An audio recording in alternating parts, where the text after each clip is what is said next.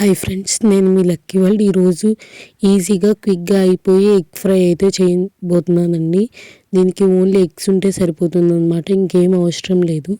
ముందుగా బాండీ పెట్టుకొని కొంచెం ఆయిల్ అయితే వేసుకోవాలి. ఆయిల్ హీట్ అయిన తర్వాత కొన్ని తిరగమాత గింజలు అయితే వేసుకోవాలి. అది బాగా వేగిన తర్వాత కొంచెం కరివేపాకు అయితే వేసుకోవాలన్నమాట.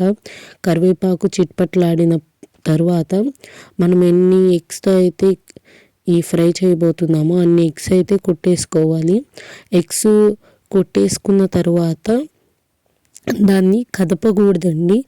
ఒక 5 minutes అలాగే ఉంచేయాలి. అప్పుడే పెద్ద పెద్ద పీసెస్ లాగా వస్తాయి అన్నమాట. చూసారు కదా, ఇప్పుడు దీన్ని పీసెస్ లాగా అనుకోవాలి.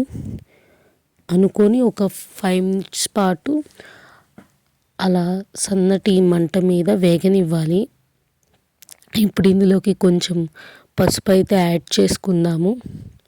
పసుపు వేసుకొని 2 minutes అయితే వేగనివ్వాలండి. కోడిగుడ్డుని తిప్పుకొని ఇంకా పసుపు బాగా కలిసిన తర్వాత ఇప్పుడు దీంట్లోకి టేస్ట్కి సరిపడా సాల్ట్ అయితే యాడ్ చేసుకోవాలి. సాల్ట్ చూసి వేసుకోండి, ఎక్కువైపోతే అసలు తినలేమన్నమాట ఈ ఫ్రైలో. చూసారు కదా, నేను ఎంత సాల్ట్ కావాలో అంత యాడ్ చేసుకుంటున్నాను.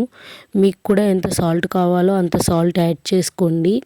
ఇప్పుడు సాల్ట్ వేసుకొని 1-2 సార్లు బాగా కలుపుకున్న తర్వాత హై ఫ్లేమ్లో ఉంచుకొని 1-2 సార్లు బాగా కలుపుకోవాలన్నమాట. ఇలా చూపిస్తున్న విధంగా నేను ఒక 4 eggsతో ట్రై చేశానండి.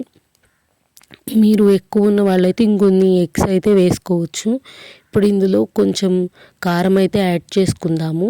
కారము దించడానికి ఒక 5 minutes ముందు యాడ్ చేసుకుంటే చాలా అంటే చాలా బాగుంటుందన్నమాట.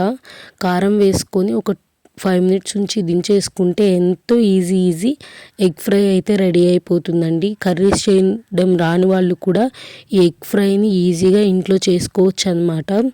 ఇంకా మరిన్ని రెసిపీస్ కావాలనుకుంటే మన ఛానల్ని చూస్తూనే ఉండండి. మన ఛానల్ని ఫస్ట్ టైం చూసే వాళ్ళైతే ఛానల్ని లైక్ చేయండి, సబ్స్క్రైబ్ కూడా చేయండి, కామెంట్ కూడా చేయండి. Thanks for watching my videos friends.